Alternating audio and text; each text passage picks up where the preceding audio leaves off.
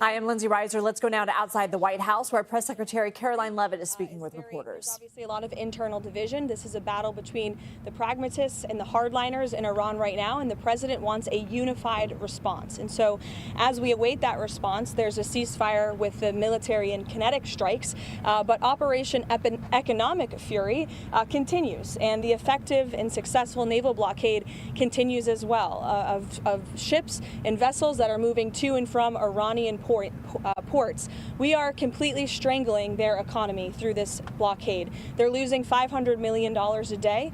The Carg Island is completely full. They can't move oil in and out. They can't even pay their own people as a result of this economic leverage that President Trump has inflicted over them. So he's satisfied with that as we await their response, and we will see. The president has not set a firm deadline to receive an Iranian proposal, unlike some of the reporting I've seen today. Ultimately, the timeline will be dictated by the commander-in-chief and the President of the United States. Is it clear then who was in charge in Iran and who the administration is even negotiating with?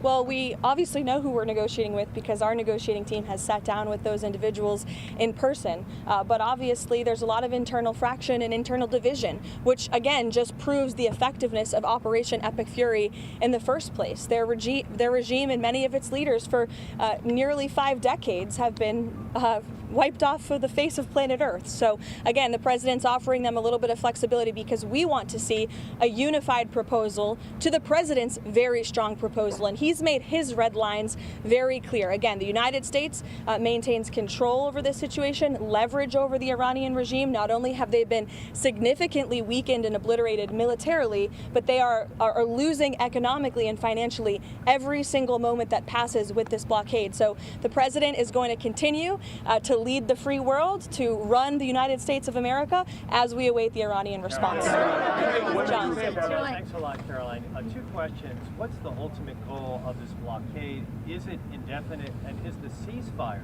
that's in place right now also indefinite? Look, again, I'm not going to set a timetable for the president. He has not done that, and I won't. I know there's been some anonymous sourced reporting that there was maybe a 3 to 5 day deadline. That is not true. The president has not set a deadline himself. Ultimately, he will dictate the timetable. And again, he is satisfied with the naval blockade, and he understands that Iran is in a very weak position, and the cards are in President Trump's hands right now. On the issue of Virginia redistricting, because he weighed in this afternoon raising concerns about the results. Why didn't he campaign more actively against this referendum? Why not spend time on True Social encouraging people to vote no before the vote, then raise concerns after?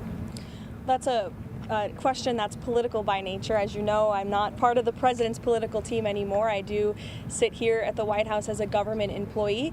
Look, the president has a lot on his plate, a lot on his schedule. He did host a telephone call prior to the election the night before, but he's made his position on the result of this election clear to all of us. Mary Bruce. The president is not setting a deadline with this ceasefire right now, but this war has already gone on longer than he said it would initially. How long should Americans be prepared for this war to go on? Look, I think President Trump ultimately will dictate the timeline, and he will do so when he feels is in the best interest of the United States and the American people. Caroline. Sure, go ahead. Thank you very much. So in the same day, the president said that he doesn't want to extend the ceasefire and the bombs would start falling after the end of the ceasefire. And unilaterally, he declared that the ceasefire would be extended indefinitely. Iranian state media are openly mocking the President of the United States and saying we didn't even request the extension of the ceasefire. What's the response from the President of the United States? The response is you guys all see a lot of different messaging coming out of Iran, a lot of different rhetoric and language from them. I would caution you to take anything that they say at face value. What we've seen is that what they say publicly is much different than what they concede to the United States and our negotiating team privately. I've said that repeatedly to all of you in the news media, and you should take our word for it. Another topic, there's been some reporting about a possible bailout for Spirit Airlines. Can you update us on those talks, and why does the administration think it's a good investment to buy into a bankrupt airline?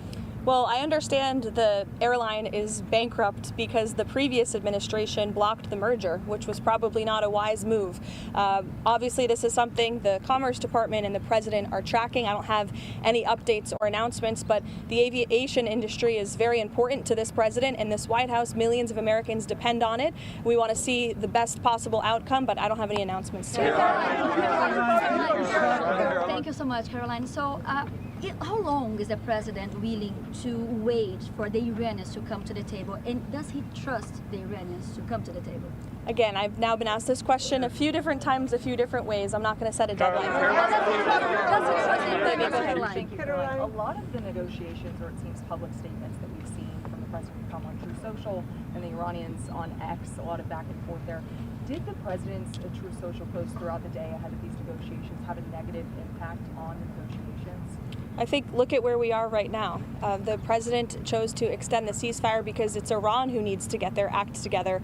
The United States and President Trump have been very clear in our demands and our red lines and what we need to see in the best interest of the American people and our country and our allies from the very beginning. So the short answer to your question is no.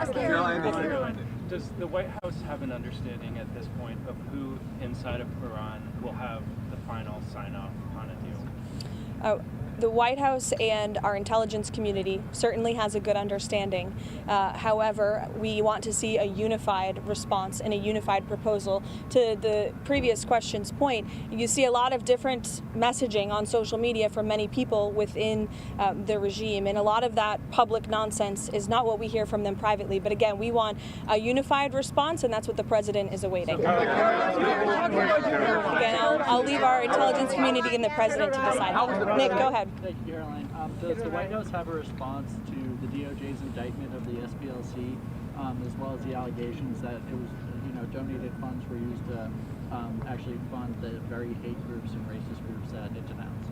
Yeah, I saw the indictment yesterday. I saw the acting attorney general and FBI director do a press conference on it. It was quite shocking to me to learn of the egregious violations of the law the Southern Poverty Law Center was committing. And I think that's a story that should be on the front page of every newspaper in this country because they've obviously been duping their supporters and the American taxpayers for far too long. It's a criminal organization, clearly, and that's not our DOJ saying that or Todd Blanche saying that. That's a grand jury indictment saying.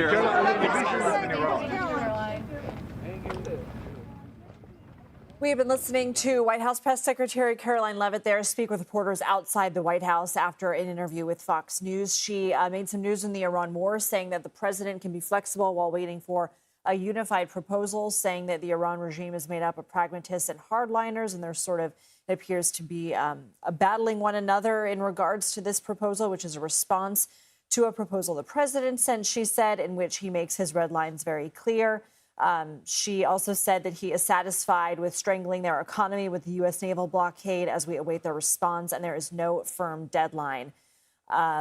She also said the U.S. maintains control of the situation and leverage over the regime. So certainly mostly an Iran-focused question there. Our Ed O'Keefe asking a question about the president in terms of his involvement with elections. We saw that Virginia passed their redistricting bill last night. Secretary Leavitt had said that he had made his position on the results clear, and also said that that was more of a question for his political team.